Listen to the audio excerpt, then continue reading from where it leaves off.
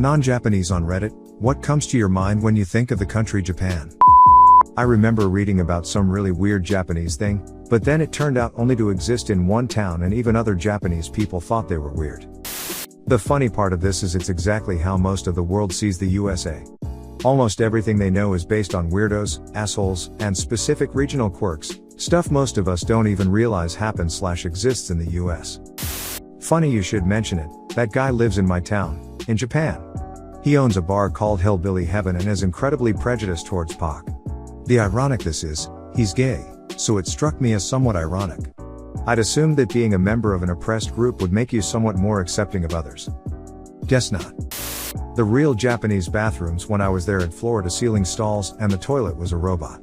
It played soothing music so no one would hear you go, sprayed air freshener at the end after automatically flushing and had a warm water bidet and basically a Dyson air blade dryer for your bum. It was very weird feeling, kinda like you were in some futuristic place. I was half expecting someone to offer me the 3 clams. Yeah, me neither. Lived there 4 months or so and I saw none of those bathrooms. Pro tip, always have tissues for TP cause not all public ones have some, same with a tiny washcloth to dry your hands/face. Edit, words. You are about to embark upon the great crusade, toward which we have striven these many months. The eyes of the world are upon you. The hopes and prayers of liberty-loving people everywhere march with you. Right. My fucking bathroom stall better be equipped with sound dampening foam like a YouTuber's workspace if you want me to verbalize to the fucking toilet to flush my magnificent shit I just took. The first time I went to Tokyo my mom went to use the restroom in a train station. She was trying to flush it and pressed the emergency alarm inside the stall instead making it so everyone in the area could hear.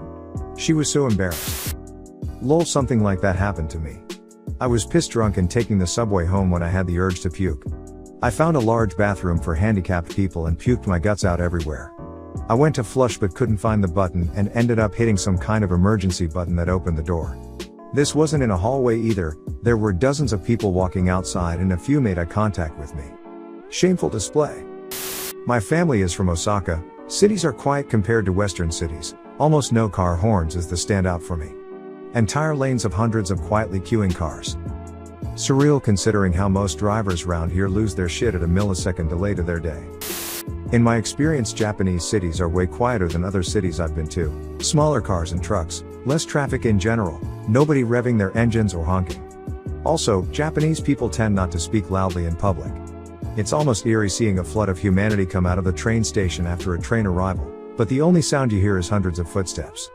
I take the train daily in the US and it's a much noisier experience despite having 1/10 of the passenger volume, people having loud conversations on the phone/with their friends, people listening to music on speakers, kids shrieking, etc. and walking the streets is a similar experience.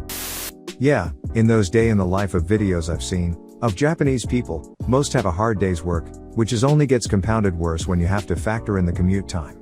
Which can take up to an hour one way for a lot of people. For the most part, it wouldn't be so bad, if it wasn't such a taboo thing to leave your job before your boss has done their day. So typically, these people will waste an extra 10+ hours a week only making themselves look busy. If you don't work from 8 AM to 6 PM at minimum, you look lazy. That's the good jobs. Routinely, some of these people aren't off work until at least 8 PM. Bonkers. And then many of them are expected to go to the izakaya with their coworkers after and get absolutely obliterated. Imagine being hungover and overworked for every day of your life. Yikes. Visited Tokyo 10 years ago and one of my most vivid memories was of the exhausted, miserable, drunk men and women in business attire on the subway in the late evening. You hit the nail on the head, you/Cas 78 when your kids are under your roof, you will want to do your best to cherish them and share the fun side of you. It is as simple as taking them to the park to play, or reading to them every night, even if they can already read. Reading out loud a story is a way of sharing, and the story can be discussed and that is also nice to share ideas. Kids need to see that adults are good people who care about their opinions. When you do this, when the kids grow up they will be good to their own kids. In addition, when a parent is not supportive, or even seen as an angry parent, the kids will grow up and never come back, because they simply do not have to. Thanks. Well, I have lived it from both sides, as a kid and, as an adult, a parent. I made a lot of mistakes even then, because it is impossible to grow up in an extremely toxic household and then have healthy responses to situations as an adult, but I did try, and I changed some things. I kind of wish, now, that there was parenting classes for people who want to raise children in a mentally healthy manner. Maybe someday the world will wake up and someone will offer classes to people. But, there are always those parents who believe that when they become a parent, they will be the best parent out there, they won't coddle their kids, and every day will be them belittling their kids because they think that's the only way to make a kid love them. It's so backwards, though. I don't understand the adoration people had for that dude after it came out. So many people saying that the work ethic and obsession he had should be something to be praised for, etc. Nah man, he had no life, his family never saw him, etc. He had, frankly, a serious obsessive disorder or was filling in something else in his life with his sushi shop. Sure, the culture may allow it, but if it's a good thing, but who knows, maybe I'm wrong. I think it's the fact that the population in Japan is aging and declining because so many people are prioritizing their careers over building a family, and the government wants to encourage people to have babies without really doing anything to address the work culture that's causing the problem. Either that, or it's about porn censorship. Probably doesn't help that most women obviously aren't willing to throw their entire career away for a kid and to be treated like crap as a mom and wife. They also don't allow foreigners a path to citizenship. In the United States there would have been a shortage of young workers just like in Japan after the economic and scientific boom raised the average age and birth rate to non-replacement levels. Of course they avoided this by having a robust system for those in need or qualified to acquire citizenship. Immigration is what America has been made of since the 1800s, and you could argue before. The UK is going to experience this issue in about 20 years as a result of Brexit. Their young workforce was coming from Eastern European countries, and now they're shifting blame onto the EU that they don't have enough workers. Always whilst conveniently forgetting that most of the time, if you fired the immigrant, they still wouldn't take the fucking job. While I'm not crediting the custom in any way, I have to point out that the two base structures of these systems exist differently. As much as racism strongly may exist in the country, America is and always has been a melting point, and there never has been any practical or explicable fear of the American identity being diluted by ethnic variacity. In contrast, there's a strong but quiet and underlying nationalistic dogma embedded in the Japanese culture, most consistently and particularly in the political field, and the junction of that dogma is the Japanese identity, which is synonymous to the ethnicity which is rather contiguously homogeneous. Though of course this in itself is the structure that needs to change for the country to grow and progress, all my rambling is really only to point out that the two countries aren't particularly comparable. The ethnicity of native Japanese isn't actually homogeneous, though. There are minority groups of non-Yamato Japanese. I have heard that they suffer a certain amount of racism from the majority group, but I'm never sure how much to believe Western interpretation of other cultures. Well, in this context I'd say homogeneous generally indicates a far majority of ethnic uniformity, which I believe in Japan accords to something like 97% or 98%.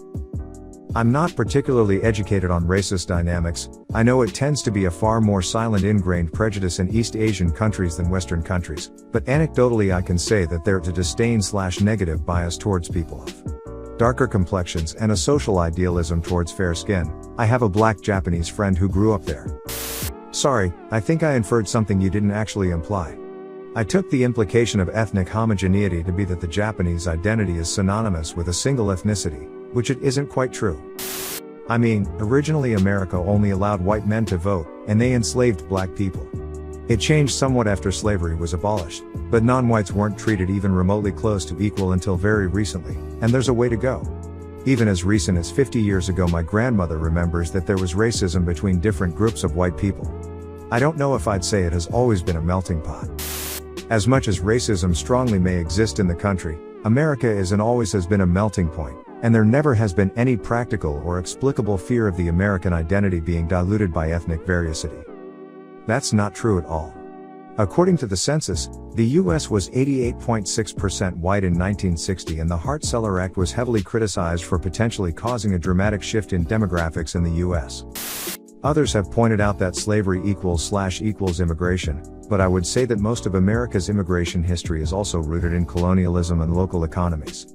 Africans were brought as slaves to work crops in the South, Chinese people were brought into the West for railroad work, Europeans flocked to the Northeast for access to low-paying jobs and joining those who had immigrated in previous generations. Not to mention the people of Alaska, Hawaii, Guam, and the Virgin Islands who were made Americans with dubious consent. They also don't allow foreigners a path to citizenship. They do, though. Especially in the last few years, They have significantly opened up the pathways to legal status. The issue is that they do not culturally allow assimilation. No matter what, you are always Gaijin, culturally, even if it illegal to discriminate among those with citizenship. That's not true. There are multiple ways to gain citizenship, although it is not easy, of course. Recently they introduced a point system as an extra incentive to work in Japan, though it mostly focuses on people with university diplomas. Otherwise you can work in Japan for 10 years, learn and examine the language, and become a citizen. Though I agree 10 years is a long time and marriage is far quicker, but you'll need an actual husband/wife for that. Oh, that would be true. Large amount of Irish people, among others, would have done that. I'm just mainly speaking on the point of people of color, which is where a substantial amount of the very cheap labor that America exploited early on came from. Not a lot of people of color in the world at the time had the money to voluntarily immigrate anywhere. Those that did went wherever they could, and the US was still the most attractive option for many of them, specifically the northern free states where at least they couldn't be enslaved. Racism was pretty much inescapable at that time.